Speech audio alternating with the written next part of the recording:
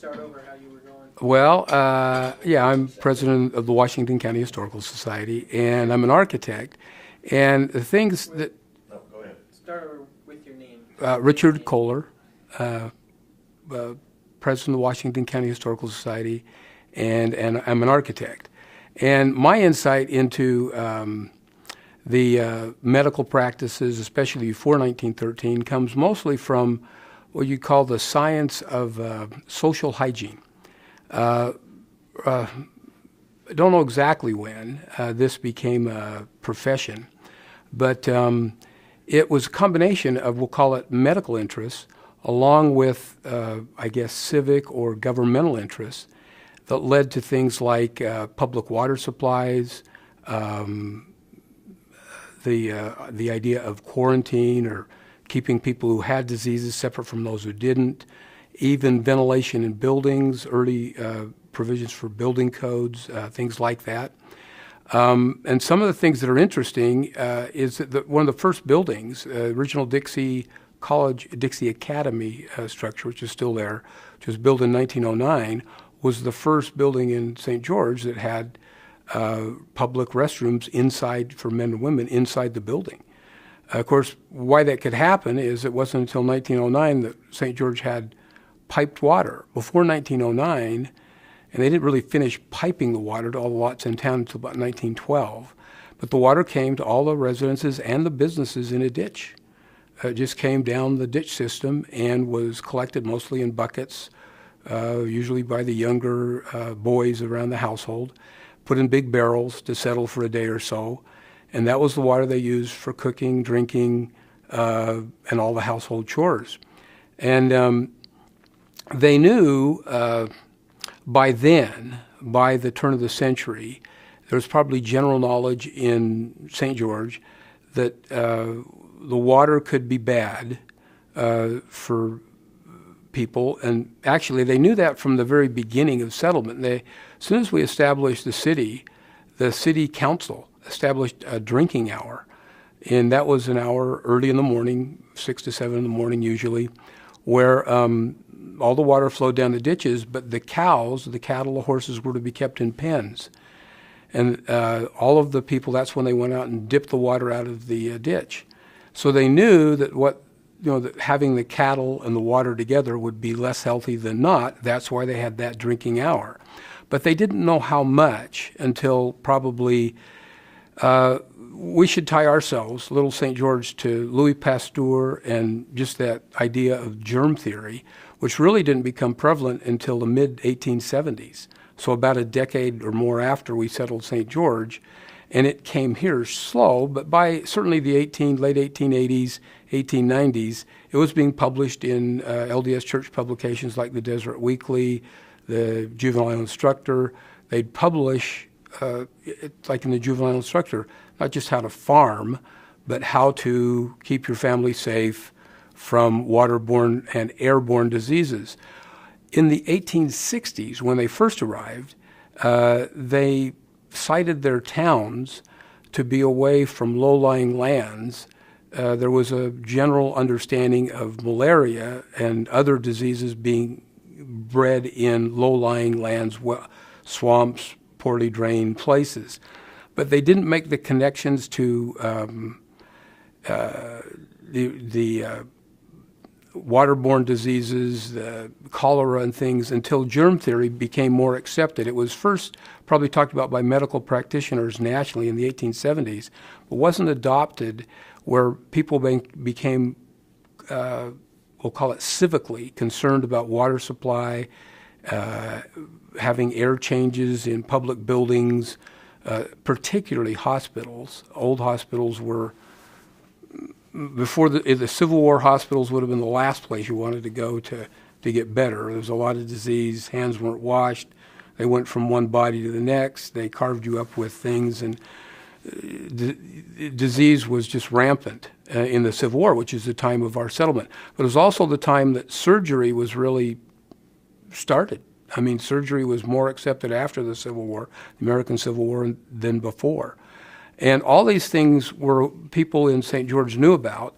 And they really wanted, from, I'll say at least the early 1890s, they wanted a more sanitary water supply.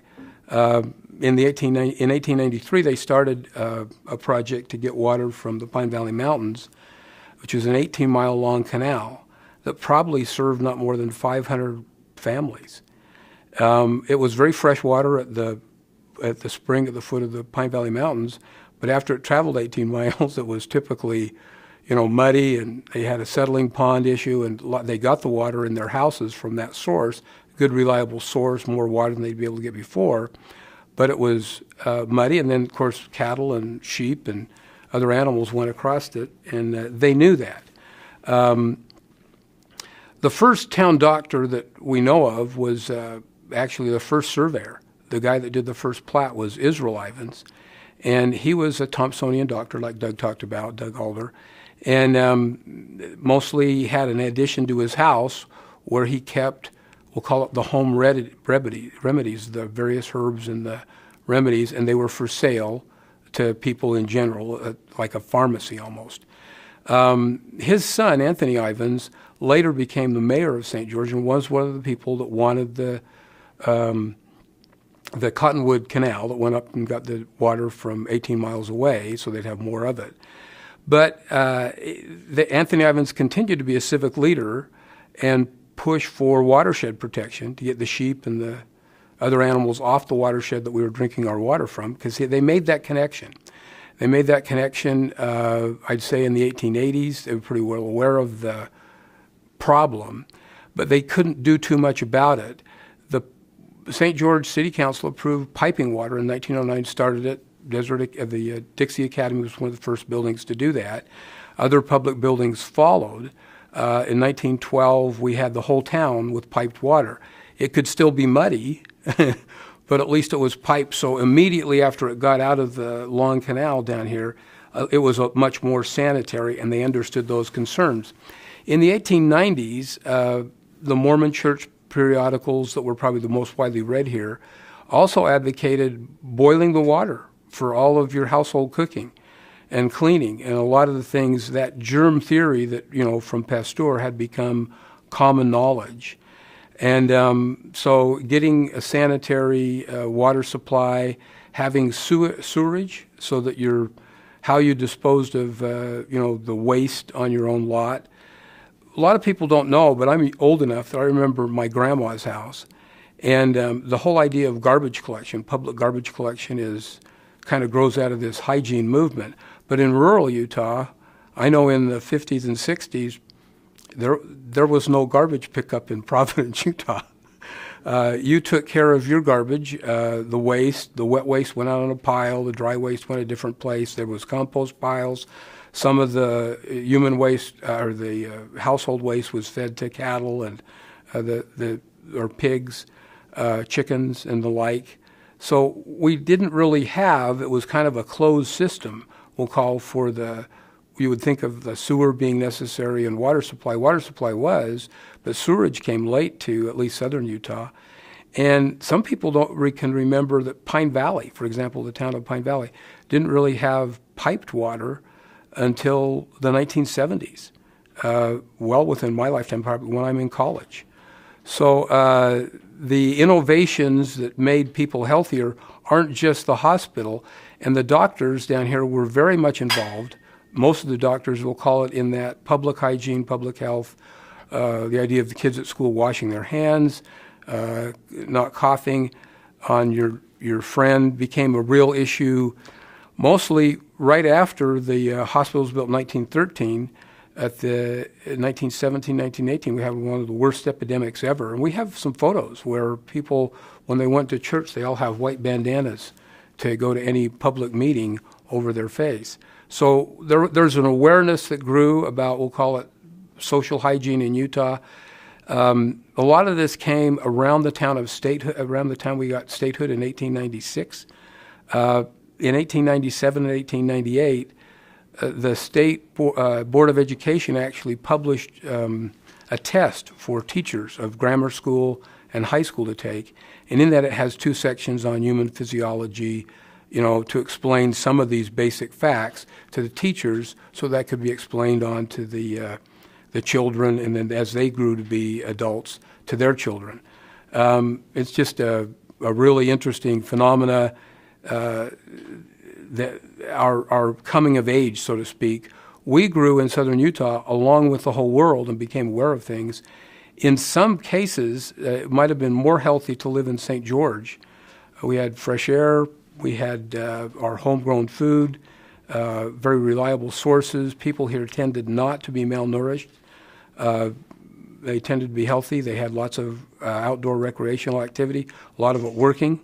So we had a very healthy populace, and actually that's been maintained in the state of Utah, even and in St. George. St. George is statistically a very healthy population and remains so to this day. We have low instances of a lot of the most pernicious diseases that that are in the whole nation. We do have an aging population in St. George. Demographically, as people retire, our population is a little skewed to the elderly, more by age than you would think. We have also more single people here, and the single people are a little more subject to. They would tend to be older and have some disease issues. Let's go back. You talked about the sanitation problems. Can you talk about the health effects that those things had? How many people died? Early settlers lost, it didn't matter in St. George or Springdale or Rockville or wherever, they lost as many as half of their children who were born before they reached the age 2. And that most commonly was when they were weaned, when they stopped breastfeeding, and they began to drink the water supplies. They became sick, and many of them died. There were other hazards, of course. Falling in the irrigation ditch was an obvious hazard that took a few children. And they had large families. Family sizes were much larger. Care might have been a little inadequate. Women died in childbirth, but we're talking more the waterborne disease things would have mostly affected infant children under the age 4, and lost quite a few of them to that phenomena. Some families, as many as half of their children were taken that way. And they didn't fully understand why in the 1860s. By the 1870s, they had a clue. The practice of actually boiling water and that stuff didn't really kick in until, I'd say, at least late 1880s, 1890s here. There's one interesting woman doctor who came just for less than a year. Her name's Ellen Brooke Ferguson. She was a convert to the Mormon Church. She and her husband, they were both medical doctors. She didn't have a degree, but she grew up close to Oxford University in England, and had her family I think her dad was an instructor there, and so she was able to get into the college and learn things at a young age, and had the knowledge that even her husband wouldn't have had about the body and how it worked. She came to St. George. They were converted when they lived in Ohio. She'd been a women's suffragette activist, having women have the right to vote, and previously as a doctor, and was kind of on the cutting edge of the medicine, we'll call it germ theory, from Louis Pasteur. Cholera and other diseases that were very pernicious were caused by invisible germs that originally they thought floating in the air. Took a while to figure out that some of them were in the water, but she had that knowledge, and she and her husband converted to the LDS Church, actually went to Salt Lake, saw Brigham Young. He immediately sent them to St. George in 1876. They got here in June. I think they were baptized members of the church on July 1st. They didn't stay longer than till October of the same year. But they were probably the first people, Ellen Brooke Ferguson and her husband, that spoke about the idea of the germ theory and how that could be an issue for the cleanliness of your household. And so that knowledge sort of existed, and many, it fell hand in hand with some of the practices of some of the immigrants, especially those from Europe, England, Switzerland. A lot of them had those habits in Netherlands, washing and cleaning everything in the house regularly. And so it wasn't unaccepted. and it probably did include their health standard. Her husband, they moved back to Provo and then Salt Lake just in that same year. She had more talents, and they wanted to use them more widely. But her husband died in just a few years. By 1880, he passed away, partly from some heat-related health issues that he may have been complicated here in St. George, because they were just here that one summer in the hottest time of the year, long before air conditioning. But she also up in the Wasatch Front, she started the first hospital, Deseret Hospital in Salt Lake. She was the I guess the lead physician would be her title in that hospital. Started in 1884 and was the first hospital really in Utah.